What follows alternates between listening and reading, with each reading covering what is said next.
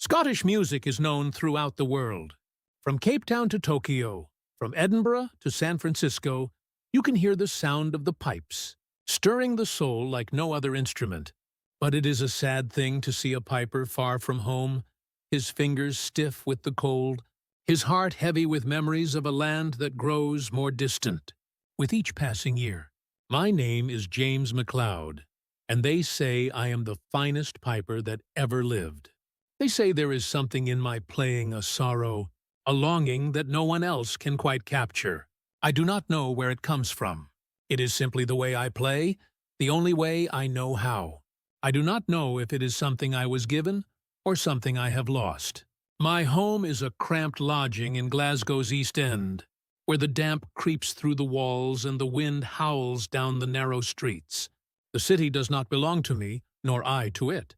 It is a place of work, of toil, of men breaking their backs in the shipyards and women wearing themselves thin over wash basins.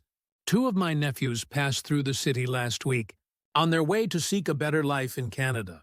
We tried to talk about home, but I could not, nor about here either. Instead, I picked up my pipes and played The Flowers of the Forest. And in that moment, the years disappeared, and there was no distance between me and them, between this cold gray city and the highlands of my youth. That is what I have always been able to do. I could talk for hours and say nothing, but in the first few notes of a tune, you would hear all that I have ever known. It was a clear, still evening when I got my pipes back again. I had pawned them for whiskey, as I had done too many times before. I remember when pipers were treated like kings, paid more than a laborer's wage for a few hours of playing.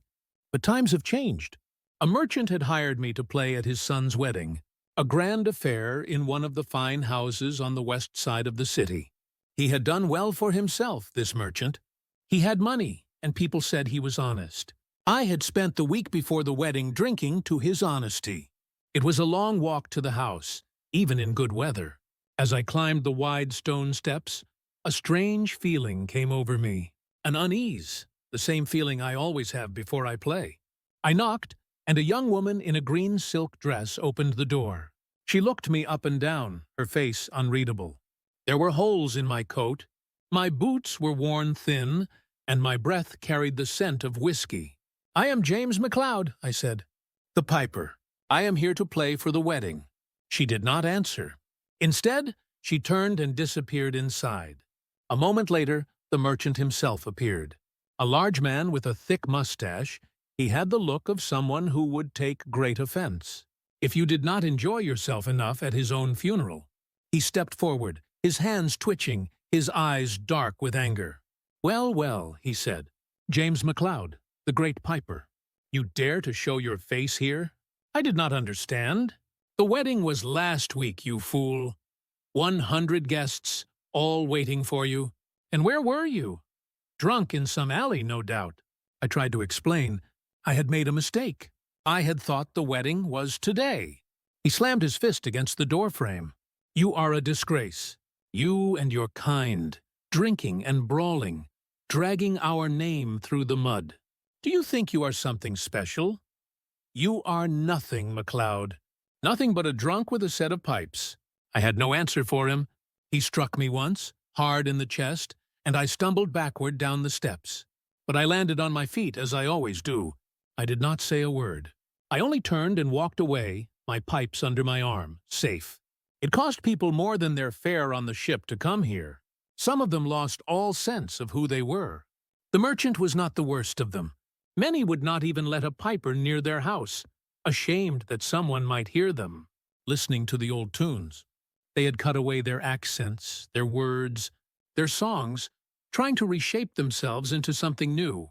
At one time, there was always a place for men like me, a place for those who could make others dance. But perhaps people do not want to be reminded of what they left behind. Perhaps they fear they have not moved as far from it as they think. The pipes were pawned again, and I was in a bar, drinking alone. I had learned to drink at Seelitz, where you could not play a tune without someone pressing a glass into your hand. At first I drank with laughter and song. Now I drank in silence. These days, the drink does not bring me joy. It only makes things bearable, but even that is enough. They say I have the lament, in my playing, that my fingers bring forth something that others cannot. You cannot force the lament into the music. It must be part of you. Some nights, I think I know what it is, but I can never catch it. It slips through my fingers like smoke. I remember the day I played the lament for the children. It was a cold morning, and the recording studio was damp with the smell of old wood and ink. I played another tune first, just to warm my fingers, and then I began. Something happened. I could feel it running through me. Something vast and terrible. Every note stretched into eternity. I saw the hills of home, the lochs, the winding roads, and the old churchyard where my father lay. I saw my mother at the window, watching for my return. I saw the years, stretching behind me and before me, and I understood, just for a moment, what it all meant.